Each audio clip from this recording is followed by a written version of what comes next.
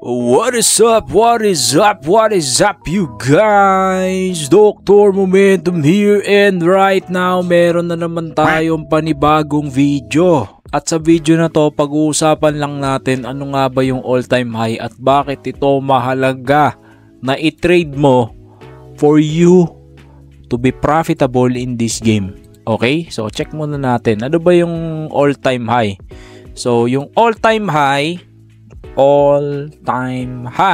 it means the stock or the coin has the least resistance.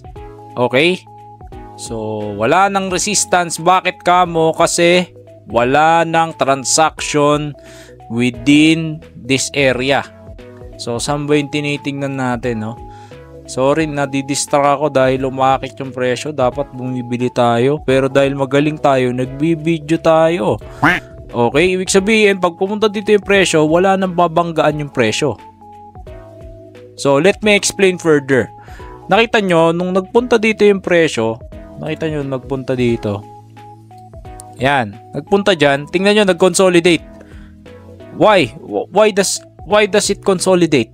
Because there is a exchange of buyers and sellers here. Kaya yan nag-consolidate. Okay? So, dumidigay pa tayo. Kakain lang natin ng biryani. And here. So, nakita nyo dito, nagko-consolidate din dito. Why? Because there is an exchange of buyer here. It sounds weird, no? Pero that's the point of the all-time high. Ngayon, dahil wala ka ng transaction of buyers or exchange of buyers and sellers here, malaya nang makakagalaw yung presyo sa kung saan man siya pupunta. So in essence, buyers won if mabibreak yung 22,978 and we will witness a big move. Possible big move para kay ALK USDT.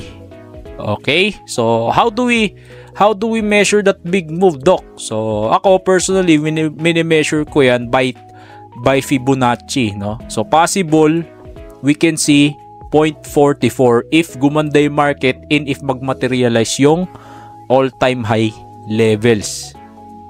Okay? Gets ba yun? So yun yung gusto kong sabihin dyan. And so far, ngayon, ano yung ginagawa niya? Meron tayo sa 15 minutes na nakikitang almost breakout but not purely broke out. Okay? So, dito, ito yung resistance natin, ito yung support, as you can see. And then, pwede rin tayo mag-plot ng body. So, if we want to be early, we can plot body. Sa body, breakout na siya. Pero sa wick, hindi pa.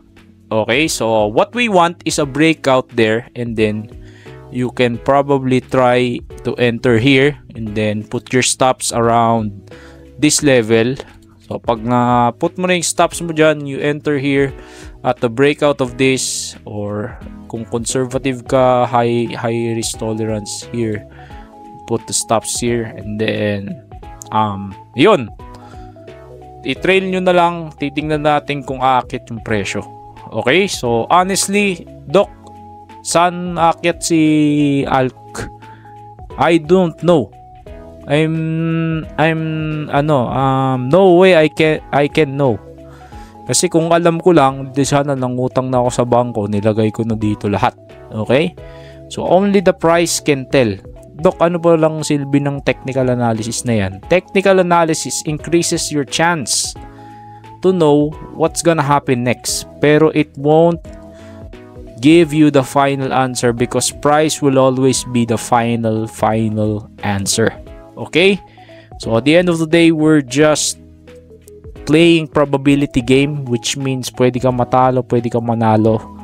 So all you have to do is manage your risk and manage your emotions, because crypto is a game of probabilities, a game of uncertainty. mahirap manalo dito, lalo na kung controlled ka ng emotions, controlled ka ng money. So just low allocation kung iti-trade nyo to, and then tingnan natin kasi ang pwede mangyari dito would be pagka breakout nyo dyan. So pwede mangyari, bigyan ko kayo scenario, pag breakout nyo dyan, mag-consolidate yan dito, okay, gagawa ng box, or magtutuloy-tuloy. Ito yung first scenario. That's the first scenario. Second scenario would be breakout yun dyan, then dito magko-consolidate, and then breakout ulit. So that's the second scenario, which is what we want. Pero oftentimes, the coins that are taking all time, mag-breakout konti, and then dito parang hindi niya i-respect tong resistance. Diyan magko-consolidate, and then boom, we can see another run up. Meron naman, magbe-breakout dito, and then babagsak, dito magko-consolidate, and babagsak. So those are the scenario. Okay, meron naman pagka breakout dito, babagsak konti, tas dito below the box, below your all-time high, magko-consolidate, and then saka aakyat. So meron naman, actually sobrang daming scenario, so you cannot predict what will happen. Okay, and you don't need to predict what will happen. Okay, pagka pwede naman magparabolic dyan, just like what we've seen in XRP, XLM, yung mga ganun, malalakas talaga kasi malakas din yung market that time. Okay, pero for now mahina yung market, so don't expect so much. Pero at least market is giving some place that we can play. Okay, so yun lang, sana meron kayo natutunan about scenario planning, about mindsetting, about the game. Okay, so always trade well.